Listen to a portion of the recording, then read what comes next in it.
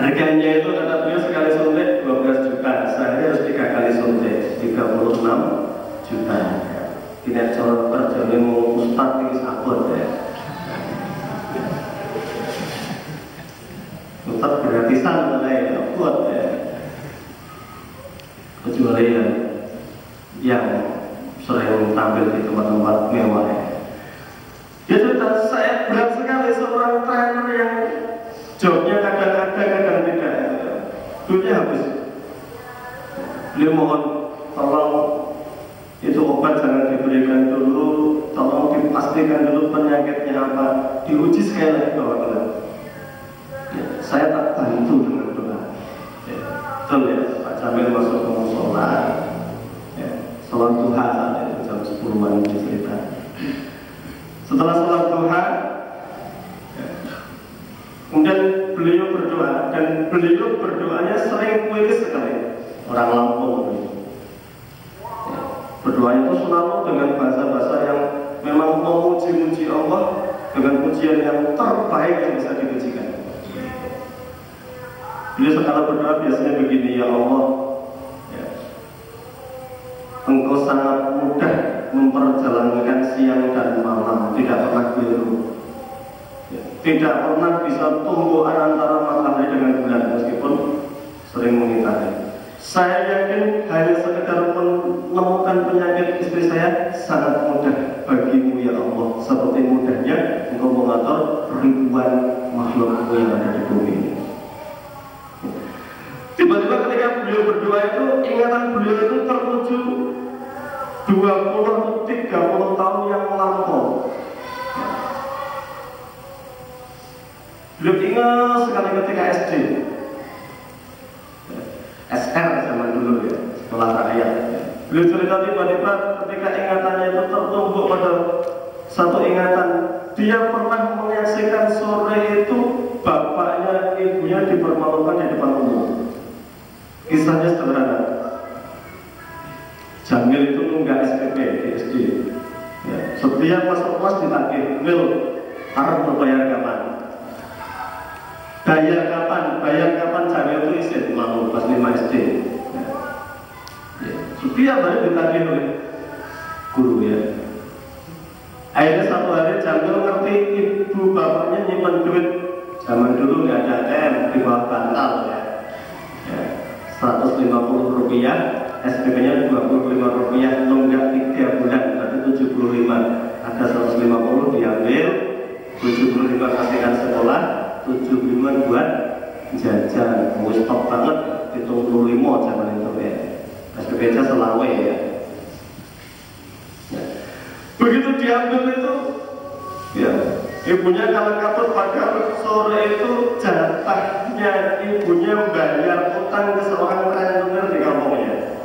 Pas dibuka bantalnya, innalillah, tidak ada. Ya, orang rentenirnya tidak mau tahu, ngomong marah-marah, tangganya sampai ngerubut, malu sekali ibunya. Ya. Begitu ingat kisah itu langsung jangan tuh telepon ibunya. Ya. Ditelepon ibunya. Ibu ingat gak kisah dulu ketika ibu kehilangan uang 150 rupiah? Oh, begitu kisah itu di nostalgia kan, ingat, beliau langsung ingat betul kejadian yang paling membekas terus diingat orang. Langsung ngomong, sampai saat ini saya tidak pernah memaafkan orang yang ngambil itu, dan saya selalu melarangnya. Ya, bayangkan, ya, langsung regel ya. Rotok saya gitu ya, bilang bu atau jawab emak, mama tahu nggak yang ngambil uang itu adalah Jamil saya. Dan saat ini ya, istri saya sedang sakit di rumah sakit, nggak ketemu penyakitnya, uang saya sudah habis. Ya, saya yakin ya, bahwa ini adalah buah dari kemaksiatan yang saya kerjakan, yang saya yakin barangkali ini adalah kemaksiatan yang sedang dicairkan oleh Allah dalam sebuah kesakitan istri saya tidak ketemu penyakitnya. Di orang tuanya itu dulu melaknat betul ya, ya Allah, saya tidak rela dipermalukan di depan umum ya Allah. Dan mendoakan bukan bagi yang ngambil, ternyata yang ngambil adalah anaknya. Begitu tahu anaknya, dia punya tangis, saya maafkan seluruh kesalahannya. Ya. Dia cerita keluar dari masjid, ketemu tim dokternya ngomong, alhamdulillah Pak, penyakit istri Anda ketemu, ada gangguan di pencernaannya, alhamdulillah.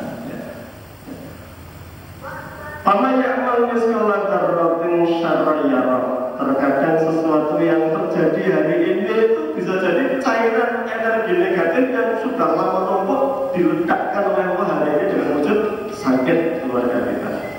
Fi malihi, harta kita. Ya, kata Rasulullah, bisa. Ya. Cairan energi negatif. Maka seorang muslim ketika dia yakin dengan takdir Allah Subhanahu wa taala, tidak ada sikap yang lebih baik kecuali husnudzon kepada Allah Subhanahu wa taala. Tidak putus asa. Ya. Kita terima ya, bahwa ini adalah dalam rangka menyucikan dosa kita sedang akan diangkat derajatnya oleh Allah Subhanahu wa taala. Jadi Allah sendiri yang memberikan undur kaifa fadhalna ba'dhum 'ala ba'd. Lihat, dalam satu kasus saja saya bisa memuliakan seseorang, bisa hinakan seseorang. Ya, tadi. Para jamaah yang dimuliakan Allah, kembali ke kajian.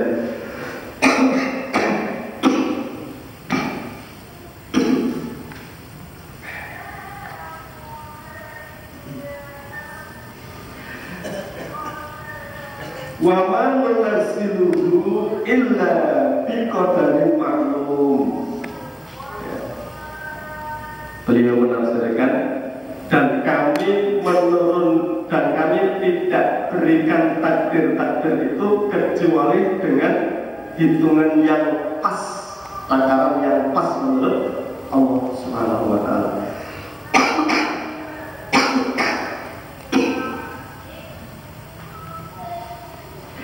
Ayat maksudnya jami'ul arzaq wa asnaful aqdar.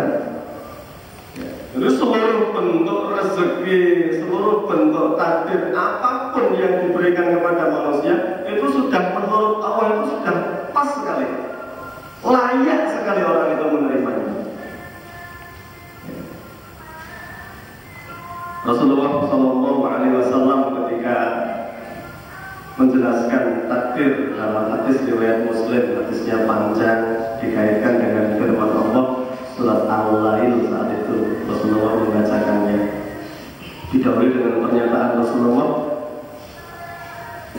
setiap hamba yang lahir sudah diketahui makomnya oleh Allah, dia di surga ataukah di neraka. Allah sudah tahu. Lalu ketika ada sahabat pernah satu hari layak takziah ke seorang sahabat namanya Utsman bin Maz'un, saudara sesusuannya Rasulullah, sama-sama nyusu kepada Halimah As-Sa'diyah. Sini Rasulullah, ini Utsman bin Maz'un. Utsman bin Maz'un itu saudara Rasulullah karena sesusuan, dan itu menjadi saudara betulan. Ya. Hati-hati, termasuk kebiasaan nitip anak ini disusukan itu, dilalat anak kita laki-laki yang nyusui punya anak perempuan, nanti kalau sudah gede menikah dan ketahuan ada saksi bahwa itu saudara sesusuan, harus dicerai karena tidak sah, tidak halal. Meninggal dunia Utsman bin Maz'un. Tiba-tiba ada seorang sahabat ketika layak langsung ngomong, ya Rasulullah, betapa bahagianya Utsman bin Maz'un saat ini, dia sedang menikmati nikmatnya surga. Ya, Rasulullah marah. Dari mana ya, kamu memastikan bahwa Utsman bin Maz'un ini sedang di jannah, padahal tidak pernah ada wahyu pemberitahuan dari Jibril kepada saya Utsman bin Maz'un termasuk penghuni surga. Aisyah juga pernah sama-sama rahasia secara Rasulullah yang dikasih seorang kecil, anak kecil, ya. Bayi barangkali. Aisyah mengatakan, ya Rasulullah, alangkah bahagianya anak kecil ini belum pernah berbuat salah dan tidak pernah berbuat kesalahan kepada Allah, dipanggil oleh Allah dalam keadaan tidak membawa satu dosa pun. Dia mesti masuk surga, ya Rasulullah. Ya. Karena betul memang terjadi perbedaan pendapat di antara para ulama. Ya. Saya tak lupa kisah itu apakah kunjungan Rasulullah ke musyrik Yahudi atau seorang sahabat Rasulullah pernah. Aisyah ditegur, barangkali kebalikannya dari itu wahai Aisyah. Bukankah Allah sudah memberitahukan bahwa semua yang terjadi sudah diketahui oleh Allah Subhanahu wa Ta'ala? Karena kita tidak pernah mengetahui, ya, kita hanya bisa mendoakan. Ya, kalau dia mati dalam keadaan husnul khotimah, insya Allah masuk surga. Nah, satu kadalik pada Islam. Kita berharap begitu, bukan memastikan. Ya. Begitu ada sahabat mendengar Rasulullah memastikan yang masuk surga diketahui oleh Allah, yang masuk neraka diketahui, sahabat mengatakan, Allah natakilu ya Rasulullah. Ya. Bagaimana kalau kita tawakal saja, pasrah saja ya Rasulullah? Tidak. Ya, jangan. Ya, waqul i'malu, dan beramalah yang terbaik. Fakullun muyassarun lima khuliqa. Masing-masing takdir itu, ya, tergantung bagaimana sebuah ikhtiar. Atau kalau dibalik, ikhtiar itu akan membawa seseorang kepada kemudahan takdirnya masing-masing. Kemudian Rasulullah membacakan surat Al-Lail ayat 5-10. Fa'amma man a'ta wa taqa, maka barang siapa yang bersedekah dan bertakwa. Jadi sedekahnya itu diiringi dengan takwa, karena banyak orang kafir sedekah kaya banyak. Ya. Bahkan mungkin lebih sadar daripada Muslim. Ya. Bahkan lebih yakin dengan janji Allah dilipat gandakan dengan yang biasa ngaji barangkali. Ya. Karena mungkin setelah banyak ngaji itu banyak pertimbangan. Alhamdulillah misalnya seperti itu, ya. Kenapa Allah mengatakan atau atau, ya? Karena Allah menjanjikan memang barang siapa berbuat kebaikan, Allah menggunakan saman. Kalau menurut Ibnu Katsir, man itu bisa beriman, bisa kafir, bisa musyrik, ya, semuanya. Barang siapa agamanya apapun, kalau kebaikan akan dibalas dengan kebaikan. Begitu Rasulullah diprotes, kalau begitu kenapa kita nggak pasrah dengan takdir kita ya Rasulullah? Jangan. Ya, kita nggak pernah ngerti makom kita di mana, muara kita sampai mana. Maka yang kita diperintahkan oleh Allah adalah ikhtiar, wa qul i'malu, dan beramalah yang terbaik. Rasulullah membacakan firman Allah, dan barang siapa yang bersedekah dan bertakwa, wa saddaqa bil husna, dan dia yakin. Jadi sedekah itu harus yakin akan dilipatkan oleh Allah. Sedekah harus yakin akan disimpan oleh